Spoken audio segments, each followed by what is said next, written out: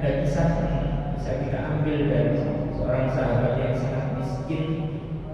Ketika sholat itu senantiasa tergopok-gopok dan mulai.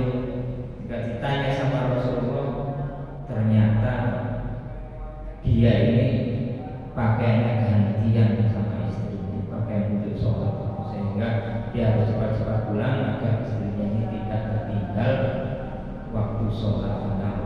Relatif jauh dari masjidnya Nabi sampai ke rumah dia. Hingga akhirnya dia ini minta didoakan sama Rasulullah agar diberikan kekayaan. Didoakanlah sama Rasulullah, menyebabkan kambing-kambing yang dia pelihara ini akhirnya beranak pinak, kambingnya tambah akeh, tambah karu-karuan. Ternyata dengan bertambahnya harta yang dia miliki, tambah belas tak ngetok nang masjid. Ketika dimintai zakatnya, menteng-teng dia dapat menarik zakat, padahal si kempeng narik itu Rasul para sahabat. Akhirnya ya diangkat. Jangan bisa baca sendiri kisah-kisah semacam ini. Jadi di antara tanda-tanda kalau aset yang kita miliki itu diberkahi apa enggak, dengan bertambahnya aset atau dimilikinya aset itu akan semakin menambah ketaatan kita, tambah taat, tambah takwa, tambah sregep nang masjid,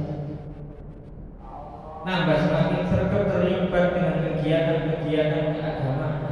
Maka itu di antara tanda-tanda, oh ternyata aset yang saya miliki, harta yang saya miliki itu diberkahi. Yang ketiga, ayat ini mengajarkan konsistensi sikap kita untuk menjadi lebih baik. Jadi di dalam ayat ini dijelaskan bahwa antara istighfar dan tobat itu ada urutannya. Yang pertama, ya mohon ampun, istighfar, kemudian bertobat, sumatubu. Maksudnya adalah istighfar itu perkara lisan. Lisan yang meminta maaf, lisan yang memohon ampun atas dosa-dosa atau maksiat-maksiat masa lalu kita. Sedangkan tobat adalah tindakan nyata di lapangan untuk memperbaiki masa depan kita dan tidak mengulangi kesalahan. Jadi, ya tidak cukup kalau hanya mengucapkan astagfirullah, astagfirullah di bibir saja. Jika kelakuan kita sehari-hari tidak berubah, karena tobat itu menuntut adanya perubahan arah hidup yang nyata. Jadi untuk seseorang itu bisa bertobat secara utuh, yang sering kita bahasakan taubatan nasuha, itu harus memenuhi beberapa unsur. Ada pengakuannya, ada minta ampunnya, ada istighfarnya, berusaha tutupi dengan amal-amal soleh yang semisal atau yang lebih baik, dan jika ada urusannya dengan orang lain, ya segera diselesaikan. Istighfar didawamkan, nanti bawa tasbih, pelaku sak pelaku kobas apa istighfar itu. Dagang istighfar, bodolan di pasar, sepeda motoran perjalanan istighfar gawat. Tapi tanggungannya kalau dulu kadang diselesaikan pada dia memiliki kemampuan untuk itu. Tidak bisa semacam itu.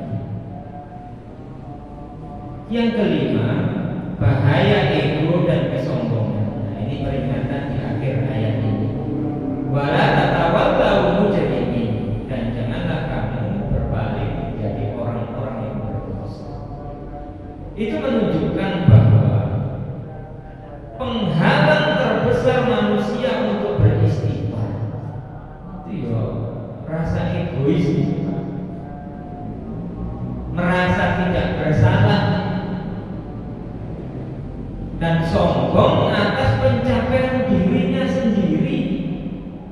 Itulah mengapa ngakoni kesalahan dhewe ini uangnya minta ampun. Itu penyakit kita semua. Secara umum manusia itu memang dirancang seperti itu oleh memiliki ego. Bahkan kalau di perserikatan kita itu ada bahasa yang diperkenalkan oleh salah satu pimpinan kita.